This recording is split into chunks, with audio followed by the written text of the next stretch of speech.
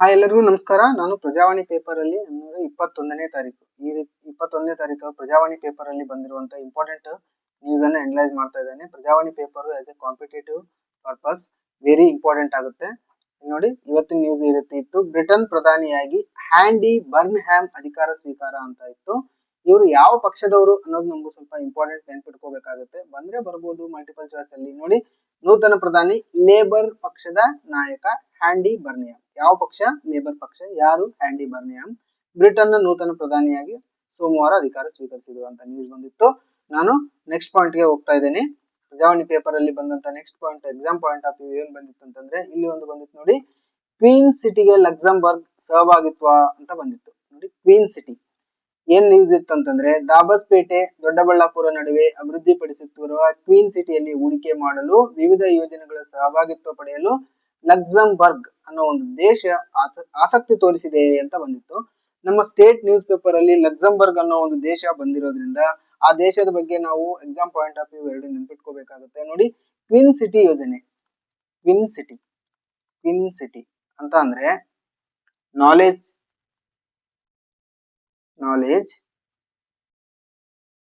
Well being ಮತ್ತು innovation ಅಂತ full form ಇದ್ರದ್ದು ಕ್ವೀನ್ ಸಿಟಿ. ಮತ್ತೆ ನಮ್ಮ ಕರ್ನಾಟಕ ಆರ್ಥಿಕ ಸಮೀಕ್ಷೆಯಲ್ಲಿ ಕಿರ್ ಸಿಟಿ ಅಂತ ಉಲ್ಲೇಖ ಆಗುತ್ತೆ. ಕಿರ್ ಸಿಟಿ ಅಂತ ಮೆನ್ಷನ್ ಮಾಡ್ತಾರೆ. ನಮ್ಮ ಆರ್ಥಿಕ ಸಮೀಕ್ಷೆಯಲ್ಲಿ ಇದು ಬಂದಿರೋದ್ರಿಂದ ಇದರದ್ದು ಸ್ವಲ್ಪ ಫುಲ್ ಪಾಯಿಂಟ್ ಗೊತ್ತಿರಬೇಕು. ಕೆ ಅಂದ್ರೆ ನಾಲೆಜ್, ಆಮೇಲೆ ಹೆಲ್ತ್, ಆಮೇಲೆ ಇನ್ನೋವೇಷನ್, ಆಮೇಲೆ ಆರ್ ಅಂದ್ರೆ ರಿಸರ್ಚ್. ಸೊ ಲಕ್ಸಂಬರ್ಗ್ ಬಂದಿರೋದ್ರಿಂದ ಲಕ್ಸಂಬರ್ಗ್ ಬಗ್ಗೆ ನೆನಪಿರ್ಲಿ. Luxembourg capital city Luxembourg city ಅಂತಾನೆ ಬರುತ್ತೆ. ಈ ರಾಷ್ಟ್ರದ ಮುಖ್ಯಸ್ಥರು ಯಾರಿದ್ದಾರೆ ಅಂದ್ರೆ ಗ್ರ್ಯಾಂಡ್ ಡ್ಯೂಕ್ ಹೆನ್ರಿ ಅನ್ನೋರು ಇದ್ದಾರೆ. ಪ್ರಧಾನಮಂತ್ರಿ ಲ್ಯೂಕ್ ಫ್ರೈಡನ್ ಅಂತ ಇರೋದಾರೆ. ಈ ಲಕ್ಸಂಬರ್ಗ್ ಇಂಪಾರ್ಟೆನ್ಸ್, ಅಂತಾರಾಷ್ಟ್ರೀಯ ಮಹತ್ವ ನಾವು ನೋಡೋದಾದ್ರೆ, ಇದು ಯುರೋಪಿಯನ್ ಒಕ್ಕೂಟ ಅಂದ್ರೆ ಯುರೋಪಿಯನ್ ಯೂನಿಯನ್ ಅಂತ ಏನ್ ಬರ್ತಲ್ಲ ಅದರ ಸ್ಥಾಪಕ ಸದಸ್ಯ. ಆಮೇಲೆ ಯುರೋಪಿಯನ್ ಒಕ್ಕೂಟದ ಅತ್ಯುನ್ನತ ನ್ಯಾಯಾಲಯ ಅಂದ್ರೆ court of justice of the European union ಈ ಲಕ್ಸಂಬರ್ಗ್ ನಲ್ಲಿದೆ. ಆಮೇಲೆ ಬೆನ್ಲೆಕ್ಸ್ ಅಂತ ಒಂದು ಎಕನಾಮಿಕ್ ಗ್ರೂಪ್ ಬರುತ್ತೆ. ಬೆನ್ಲೆಕ್ಸ್ ಆರ್ಥಿಕ ಒಕ್ಕೂಟ, ಅದರ ಸದಸ್ಯ ಕೂಡ ಲಕ್ಸಂಬರ್ಗ್ ಇದೆ. ಅದರಲ್ಲಿ ಯಾವ್ಯಾವ ದೇಶ ಇದಾವೆ ಅಂತಂದ್ರೆ ಬೆಲ್ಜಿಯಂ ಇದೆ, ನೆದರ್ಲ್ಯಾಂಡ್ ಇದೆ, ಲಕ್ಸಂಬರ್ಗ್ ಇದೆ. ಸೊ ಈ ಲಕ್ಸಂಬರ್ಗ್ ಬಗ್ಗೆ ಇನ್ನು 2-3 ಪಾಯಿಂಟ್ ಗೊತ್ತಿರಬೇಕು. ಏನಂತಂದ್ರೆ, ಇದು ಯುನೈಟೆಡ್ ನೇಷನ್ ನ ಸ್ಥಾಪಕ ಸದಸ್ಯ ರಾಷ್ಟ್ರ ಹೌದು. ಆಮೇಲೆ ನ್ಯಾಟೋ ಬಗ್ಗೆ ನಾನು ಆಲ್ರೆಡಿ ಪ್ರೀವಿಯಸ್ ಕ್ಲಾಸ್ ಅಲ್ಲಿ ಡೀಟೇಲ್ ಹೇಳಿದ್ದೀನಿ. ಆಮೇಲೆ OECD ಇದರ ಸ್ಥಾಪಕ ಸದಸ್ಯ ಅಂತ ಬಂದಿದೆ. ಈ OECD ಬಗ್ಗೆ ಪೇಪರ್ ಅಲ್ಲಿ ಬಂದಾಗ ಡೀಟೇಲ್ ಹೇಳ್ತೇನೆ. ಆದ್ರೂ ಇವತ್ತು ಬಂದಿದೆ ಅಂದ್ರೆ ಒಂದ್ ಸ್ವಲ್ಪ 2-3 ಪಾಯಿಂಟ್ ಗೊತ್ತಿರ್ಲಿ. ಈ OECD ಫುಲ್ ಫಾರ್ಮ್ ಆದ್ರೂ ಗೊತ್ತಿರ್ಲಿ. ನೋಡಿ, full form organisation for economic cooperating and development ಅಂತ. ಇದರದು ಫುಲ್ ಫಾರ್ಮ್. ಇದನ್ನ 1961 ರಲ್ಲಿ ಸ್ಥಾಪನೆ ಮಾಡ್ತಾರೆ ಈ ಗ್ರೂಪ್ ಅನ್ನ. ಇದರ HQ ಎಲ್ಲಿದೆ ಅಂತಂದ್ರೆ ಪ್ಯಾರಿಸ್ ನಲ್ಲಿದೆ. ಪ್ಯಾರಿಸ್, ಫ್ರಾನ್ಸ್ ಇದರ HQ ಇದೆ. ಇದರಲ್ಲಿ ಇಂಡಿಯಾ ಇಲ್ಲ. ವೆರಿ ಇಂಪಾರ್ಟೆಂಟ್ ನೆನಪಿರ್ಲಿ. ನಮ್ಮ ಭಾರತ ದೇಶ ಈ ಗ್ರೂಪ್ ಅಲ್ಲಿ, OECD ಗ್ರೂಪ್ ಅಲ್ಲಿ ಪಾಲುದಾರ ರಾಷ್ಟ್ರ ಅಲ್ಲ, ಇದರಲ್ಲಿ ಇಲ್ಲ. ಸೊ ಇದರಲ್ಲಿ ನೋಡಿ, ಲಕ್ಸಂಬರ್ಗ್ ಅನ್ನೋ ದೇಶ ಇಲ್ಲಿದೆ ನೋಡಿ. ಇದು ಯುರೋಪಿಯನ್ ಕಾಂಟಿನೆಂಟ್ ಅಲ್ಲಿ ಬರುವಂತದ್ದು ಒಂದು ಲಕ್ಸಂಬರ್ಗ್. ಇದರ ನೇಬರಿಂಗ್ ಬಾರ್ಡರ್ ಕಂಟ್ರೀಸ್ ಯಾವಿದೆ ನೋಡಿ, ಬೆಲ್ಜಿಯಂ ಇದೆ, ಈ ಕಡೆ ಜರ್ಮನಿ ಇದೆ, ಈ ಕಡೆ ಫ್ರಾನ್ಸ್ ಇದೆ. ಸೊ ಹಂಗಾಗಿ ಇಲ್ಲಿ ಯಾವುದೇ ಕೋಸ್ಟಲ್ ಲೈನ್ ಬರಲ್ಲ ನೋಡಿ. ಇದೊಂದು land locked country. Land locked ಅಂದ್ರೆ ಸುತ್ತಲೂ ಭೂಮಿಯಿಂದನೇ ಆವರಿಸಿದೆ. ಯಾವುದೇ ನೀರಿನ ಅಂಶ ಇಲ್ಲ. ಅಂದ್ರೆ ಇಲ್ಲಿ ಯಾವುದೇ ಸಮುದ್ರ ಅದು ಯಾವ್ದು ಟಚ್ ಆಗಲ್ಲ, ಕರಾವಳಿ ಲೈನ್ ಬರಲ್ಲ. ಹಂಗಾಗಿ ಇದನ್ನೊಂದು ಲ್ಯಾಂಡ್ ಲಾಕ್ಡ್ ಕಂಟ್ರಿ ಅಂತ ಹೇಳ್ತಾರೆ. ಸೊ ನಾನು ನೆಕ್ಸ್ಟ್ ನ್ಯೂಸ್ಗೆ ಹೋಗ್ತಾ ಇದ್ದೇನೆ. ನೆಕ್ಸ್ಟ್ ನ್ಯೂಸ್ ಈ ರೀತಿ ಬಂದಿತ್ತು. ಮೊಲ್ಡೋವಾಕ್ಕೆ ಮುರ್ಮು ಭೇಟಿ ಅಂತ ಬಂದಿತ್ತು. ವ್ಯಾಪಾರ, ತಂತ್ರಜ್ಞಾನ, ಪ್ರವಾಸೋದ್ಯಮ ಕ್ಷೇತ್ರಗಳಲ್ಲಿ ಸಂಬಂಧ ವೃದ್ಧಿಗೆ ಕ್ರಮ ಅಂತ ಬಂದಿತ್ತು. ಇಲ್ಲಿ ನೋಡಿ, ನಮ್ಮ ದ್ರೌಪದಿ ಮುರ್ಮು ಅವರು, ನಮ್ಮ ರಾಷ್ಟ್ರಪತಿಯವರು. ಇಲ್ಲಿ ನೋಡಿ, ಭಾರತದ ರಾಷ್ಟ್ರಪತಿ ದ್ರೌಪದಿ ಮುರ್ಮು ಅವರು ಮೊಲ್ಡೋವಾ ರಾಷ್ಟ್ರಪತಿ ಮೈತಾ ಸಂಧು ಅವರನ್ನು ಭೇಟಿಯಾದರು. ಇವರು ಮೇಡಮ್ ಮೈತಾ ಸಂಧು. ಈ ಮೇಡಮ್ ನಮ್ಮ ಭಾರತದ ರಾಷ್ಟ್ರಪತಿಯವರು.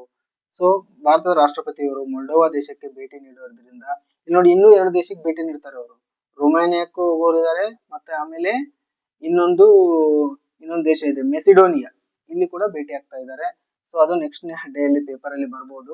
ಇವತ್ತು ಮೊಲ್ಡೋವಾ ಅಂತ ಬಂದಿರೋದ್ರಿಂದ ಇವತ್ತಿನ ಪಾರ್ಟ್ ನಾವು ನೋಡ್ಬೇಕಾಗುತ್ತೆ. ಇಲ್ಲಿ ನೋಡಿ, ಭಾರತದ ರಾಷ್ಟ್ರಪತಿ ದ್ರೌಪದಿ ಮುರ್ಮು ಅವರು ಮೊಲ್ಡೋವಾ ದೇಶಕ್ಕೆ ಮೊದಲ ಬಾರಿಗೆ ಅಧಿಕೃತ ಭೇಟಿ ನೀಡ್ತಾರೆ.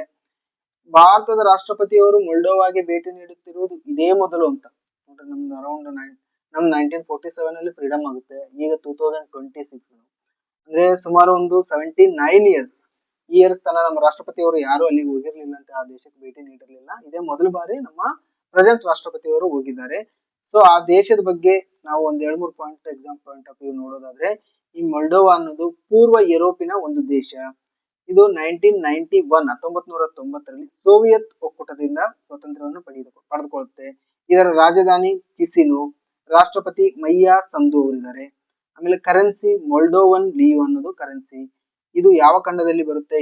ಯುರೋಪಿನ ಯಾವ ಪಾರ್ಟ್ ಅಲ್ಲಿ ಬರುತ್ತೆ ಅಂದ್ರೆ ಪೂರ್ವ ಯುರೋಪ್ ಮೇಲೆ ಬರುತ್ತೆ. ಆಮೇಲೆ ಇದರ ನೆರೆ ರಾಷ್ಟ್ರಗಳು ನೋಡಿ, ಉಕ್ರೇನ್ ಮತ್ತು ರೊಮಾನಿಯಾ ಇದರ ನೆರೆ ರಾಷ್ಟ್ರಗಳಾಗಿದ್ದಾವೆ. ಈ ದೇಶದ ಬಗ್ಗೆ ಎಷ್ಟು ಗೊತ್ತಿರಲಿ. ಆಮೇಲೆ ನೆಕ್ಸ್ಟ್ ನ್ಯೂಸ್, ಇವತ್ತಿನ ಪೇಪರ್ ಅಲ್ಲಿ ಬಂದಿರುವಂತಹ ನೆಕ್ಸ್ಟ್ ನ್ಯೂಸ್ ಈ ರೀತಿ ಇತ್ತು. ಮಧ್ಯಪ್ರದೇಶ ವಿಧಾನಸಭೆಯಲ್ಲಿ ಯುಸಿಸಿ ಮಂಡನೆ ಅಂತ ಇತ್ತು ನೋಡಿ. ಮಧ್ಯಪ್ರದೇಶ ಸರ್ಕಾರವು ಏಕರೂಪ ನಾಗರಿಕ ಸಂಹಿತೆ ಮಸೂದೆಯನ್ನು ವಿಧಾನಸಭೆಯಲ್ಲಿ ಸೋಮವಾರ ಮಂಡನೆ ಮಾಡಿದ್ದಾರೆ. ಇನ್ನು ಅಪ್ರೂವ್ ಆಗಿಲ್ಲ, ಮಂಡನೆ ಮಾಡಿದ್ದಾರೆ. ಈ ಯುಸಿಸಿ ಇದೆ ನೋಡಿ, ಏಕರೂಪ ನಾಗರಿಕ ಸಂಹಿತೆ, ಇದು ಪದೇ ಪೇಪರ್ ಅಲ್ಲಿ ಇದ್ದೇ ಇರುತ್ತೆ. ಹಂಗಾಗಿ ಯುಸಿಸಿ ಬಗ್ಗೆ 2-3 ಬೇಸಿಕ್ ಪಾಯಿಂಟ್ಸ್ ನಿಮ್ಗೆ ಗೊತ್ತಿರಬೇಕು. ನೋಡಿ, ಏಕರೂಪ ನಾಗರಿಕ ಸಂಹಿತೆ ಅಂದ್ರೆ ಏನು ಅಂತಂದ್ರೆ ದೇಶದ ಎಲ್ಲಾ ನಾಗರಿಕರು ಯಾವುದೇ ಧರ್ಮ ಭೇದವಿಲ್ಲದೆ ಒಂದೇ ರೀತಿಯ ವೈಯಕ್ತಿಕ ಪರ್ಸನಲ್ ಕಾನೂನುಗಳನ್ನು ಅನ್ವಯಿಸುವ ವ್ಯವಸ್ಥೆ. ಅಂದ್ರೆ ವಿವಾಹ ಇರ್ಬೋದು, ಯಾವ್ಯಾವ ಸಬ್ಜೆಕ್ಟ್ಸ್ ಬರ್ತವೆ, ವಿಚ್ಛೇದನ ಇರ್ಬೋದು, ದತ್ತು ಇರ್ಬೋದು, ಉತ್ತರಾಧಿಕಾರ, ಆಮೇಲೆ ಪಾಲನೆ ಪೋಷಣೆ, ಆಸ್ತಿ ಹಂಚಿಕೆ, ಇವೆಲ್ಲಾ ವಿಷಯಗಳಲ್ಲಿ ನಮ್ಮ ದೇಶದಲ್ಲಿ ಬರುವಂತ ಪ್ರಮುಖ ಯಾವ್ಯಾವು, ಹಿಂದೂ ಧರ್ಮ ಬರುತ್ತೆ, ಮುಸ್ಲಿಮ್ಸ್ ಬರುತ್ತೆ, ಆಮೇಲೆ ಸಿಖ್ ಜನಾಂಗ, ಆಮೇಲೆ ಜೈನರು, ಬೌದ್ಧರು, ಆಮೇಲೆ ಕ್ರಿಶ್ಚಿಯನ್ಸ್. ಸೊ ಎಷ್ಟೋ ಇವು ಪ್ರಮುಖ ಧರ್ಮಗಳು. ಇವೆಲ್ಲ ಧರ್ಮಗಳಿಗೆ ವಿವಾಹ ಇರ್ಬೋದು, ವಿಚ್ಛೇದನ ಇರ್ಬೋದು, ದತ್ತು ಪಡೆಯುವುದು, ಉತ್ತರಾಧಿಕಾರ, ಪಾಲನೆ ಪೋಷಣೆ, ಆಸ್ತಿ ವಿಷಯಗಳು ಒಂದೇ ರೀತಿಯ ನಾಗರಿಕ ಕಾನೂನುಗಳನ್ನು ತರಬೇಕು ಅನ್ನೋದು ನಮ್ಮ ಏಕರೂಪ ನಾಗರಿಕ ಸಂಹಿತೆಯ ಉದ್ದೇಶ ಆಗಿದೆ. ಈ ಏಕರೂಪ ನಾಗರಿಕ ಸಂಹಿತೆ ಅನ್ನೋದು ಭಾರತ ಸಂವಿಧಾನದಲ್ಲಿ ಉಲ್ಲೇಖವಿದೆ. ಅಂದ್ರೆ ಯಾವ ಅನುಚ್ಛೇದ ಅಂತಂದ್ರೆ ನೋಡ್ರಿ, ಆರ್ಟಿಕಲ್ 44 ನೋಡ್ರಿ, 4 ಯೂನಿಫಾರ್ಮ್ ಅಂತ ನೆನ್ಪಿಟ್ಕೊಂಡ್ಬಿಡ್ರಿ. ಎರಡು ಸೇಮ್ 4 ಯೂನಿಫಾರ್ಮ್, ಸೇಮ್ ಅಪ್ಪ, ಸಮಾನ ಅಂತ ನೆನ್ಪಿಟ್ಕೋಬಹುದು.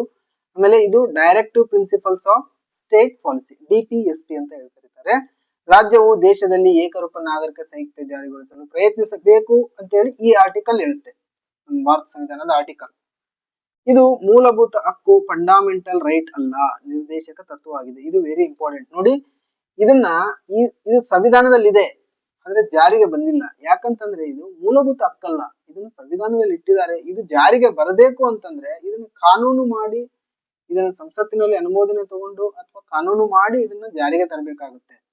ಸೊ ಇದು ಆಲ್ರೆಡಿ ಜಾರಿಗೆ ಇರಲ್ಲ. ಮೂಲಭೂತ ಹಕ್ಕುಗಳು ಹಂಗಲ್ಲ, ಜಾರಿಗೆ ಇರ್ತವೆ.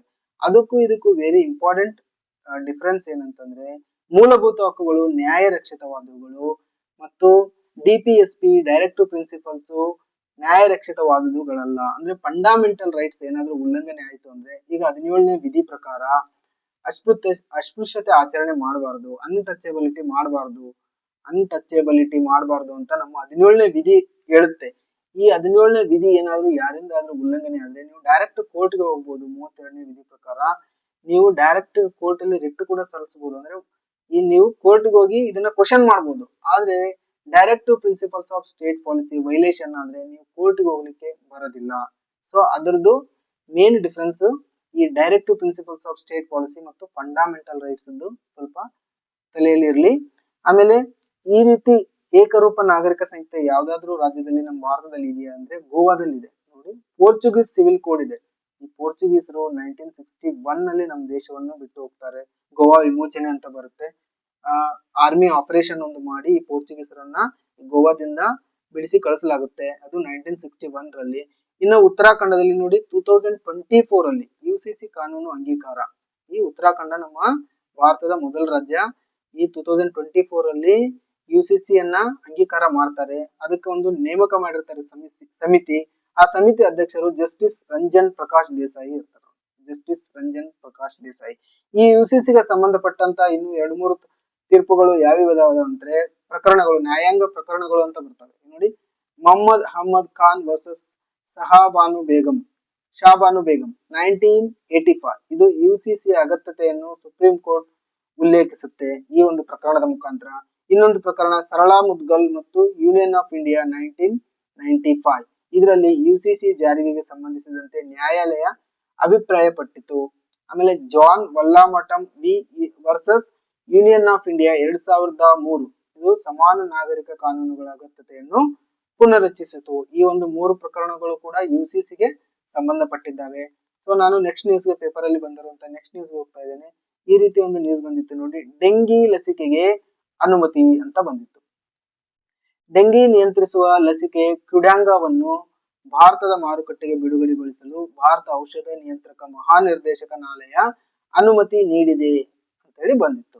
ಅಂದ್ರೆ ಇದೊಂದು ಡೆಂಗಿ ರೋಗಕ್ಕೆ ಕೊಡುವಂತ ಒಂದು ಲಸಿಕೆ. ಆ ಲಸಿಕೆಯನ್ನು ನಮ್ಮ ಭಾರತದಲ್ಲಿ ನೀವು ಮಾರಾಟ ಮಾಡಬಹುದು ಅಂತ ಹೇಳಿ ನಮ್ಮ ಭಾರತ ಈಗ ಅದಕ್ಕೆ ಅನುಮತಿ ನೀಡಿದ್ದಾರೆ. ಸೊ ಹಂಗಾಗಿ ಆ ಲಸಿಕೆ ಬಗ್ಗೆ ಎಕ್ಸಾಮ್ ಪಾಯಿಂಟ್ ಆಫ್ ನೆನಪು ಇಡ್ಲೇಬೇಕಾಗುತ್ತೆ ನೋಡಿ.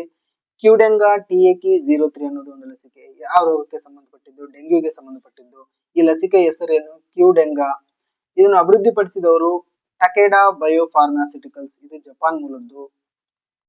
ಆಮೇಲೆ ಈಗ ಅನುಮತಿ ಯಾರು ನೀಡಿದ್ದಾರೆ ನಮ್ಮ ಭಾರತ ದೇಶದಲ್ಲಿ ಅಂತಂದ್ರೆ ಭಾರತೀಯ ಔಷಧಿ ನಿಯಂತ್ರಣ ಮಹಾನಿರ್ದೇಶನಾಲಯ ಇವರು ಅನುಮತಿಯನ್ನ ನೀಡಿದ್ದಾರೆ. ಈ ಲಸಿಕೆದ ವಿಶೇಷತೆ ಏನು ಅಂತಂದ್ರೆ ಭಾರತದಲ್ಲಿ ಡೆಂಗಿಗೆ ಅನುಮೋದನೆ ಪಡೆದ ಮೊದಲ ಲಸಿಕೆ ನೋಡಿ, ಫಸ್ಟ್ ಲಸಿಕೆ ಡೆಂಗಿಗೆ ಅನುಮೋದನೆ ಪಡೆದಿದ್ದು. ಆಮೇಲೆ ಡೆಂಗ್ಯೂ ಬಂದವರು ಬಾರದವರು ಈ ಮೊದಲು ಈ ವ್ಯಾಕ್ಸಿನೇಷನ್ ಪಡಿಬಹುದು, ಲಸಿಕೆ ಪಡಿಬಹುದು. ಆಮೇಲೆ ಲಸಿಕೆಗೂ ಮುನ್ನ ಯಾವುದೇ ರಕ್ತ ಅಥವಾ ವೈದ್ಯಕ ಪರೀಕ್ಷೆ ಮಾಡಿಸುವ ಅಗತ್ಯ ಇಲ್ಲ. ಆಮೇಲೆ 2002ರಲ್ಲಿ ಮೊದಲ ಬಾರಿಗೆ ಈ ಔಷಧಿ ಬಿಡುಗಡೆ ಆಗಿದೆ. 2022 ಅಲ್ಲಿ ಆಲ್ರೆಡಿ 43 ಕಂಟ್ರೀಸ್ ಇದಕ್ಕೆ ಅನುಮೋದನೆ ನೀಡಿದ್ದಾವೆ. 43 ಕಂಟ್ರೀಸ್ ಈಗ ನಮ್ಮ ಇಂಡಿಯಾ ನೀಡಿದೆ. ಆಮೇಲೆ ಇದರ ವಯೋಮಿತಿ ನೋಡಿ, 4 ರಿಂದ 60 ವರ್ಷದೊಳಗಿನವರು ಲಸಿಕೆ ಪಡೆಯಬಹುದು. 4 to 60. ಡೋಸೇಜ್ ಒಟ್ಟು 2 ಡೋಸ್ ನೀಡ್ತಾರಂತೆ. ಎರಡನೇ ಡೋಸ್ ಮೊದಲ ಡೋಸ್ ಪಡೆದ 3 ತಿಂಗಳ ನಂತರ ಎರಡನೇ ಡೋಸ್ ನೀಡ್ತಾರೆ. ಪ್ರತಿ ಡೋಸ್ 0.5 ಮಿಲಿಲೀಟರ್. ಇನ್ನ ಡೆಂಗಿಗೆ 4 ರೀತಿಯ ಡೆಂಗ್ಯೂಗಳಿಗೆ ಇದು ರಕ್ಷಣೆ ನೀಡುತ್ತಂತೆ. DNV1, DNV2, DNV3, DNV4. So ಈ ರೀತಿ ಈ ಲಸಿಕೆ ಬಗ್ಗೆ ಇವತ್ತು ಪೇಪರ್ ಅಲ್ಲಿ ಬಂದಿತ್ತು. ಇಲ್ಲೊಂದು ನ್ಯೂಸ್ ಬಂದಿತ್ತು ನೋಡಿ, ಇದು ನೋಡಿ ಜೀವನ ಅಂದ್ರೆ ಏನು ಅಂತ ಗೊತ್ತೇ ಆಗ್ಲಿಲ್ಲ. ಇಲ್ಲೊಬ್ರು DGP ಅವರು ಆತ್ಮಹತ್ಯೆ ಮಾಡ್ಕೊಂಡಿದ್ದಾರೆ. DGP, director general of police. ಅಂದ್ರೆ ಇಡೀ ಸ್ಟೇಟ್ಗೆ ಹೈಯೆಸ್ಟ್ ಪೊಲೀಸ್ ಇವರು. ಇಡೀ ಸ್ಟೇಟ್ಗೆನೆ ಹೈಯೆಸ್ಟ್ ಪೊಲೀಸ್. ಅಂದ್ರೆ ಇವ್ರ ಅಂಡರ್ ಎಷ್ಟು ಜನ ಬರ್ತಾರೆ? ADGPಗಳು ಬರ್ತಾರೆ. ಪೊಲೀಸ್ ವ್ಯವಸ್ಥೆ ನೋಡಿ, ಇದ್ರ ಅಂಡರ್ ADGP ಬರ್ತಾರೆ. ADGP ಆಮೇಲೆ IGPಗಳು ಬರ್ತಾರೆ. IGP ಆದ್ಮೇಲೆ DIG ಬರ್ತಾರೆ. DIG ಕೆಳಗಡೆ SSP ಅಥವಾ SP ಸೂಪ್ರಿಡೆಂಟ್ ಗಳು ಬರ್ತಾರೆ. ಅವ್ರ ಕೆಳಗಡೆ ಅಡಿಷನಲ್ SPಗಳು ಬರ್ತಾರೆ. ಆಮೇಲೆ DSPಗಳು ಬರ್ತಾರೆ ಅಥವಾ ACP ಅಂತಾನು ಅನ್ಬೋದು. ಕಮಿಷನರ್ ಆಫೀಸ್ ಅಲ್ಲಿ ಇದ್ರೆ ACP ಅಂತಾರೆ ಇವ್ರನ್ನ.